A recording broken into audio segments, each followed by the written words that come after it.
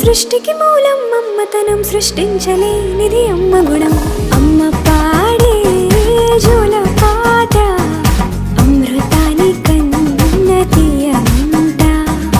అమ్మ పాడే లాలి పాట తేనెలూరి పారే ఏరునంట.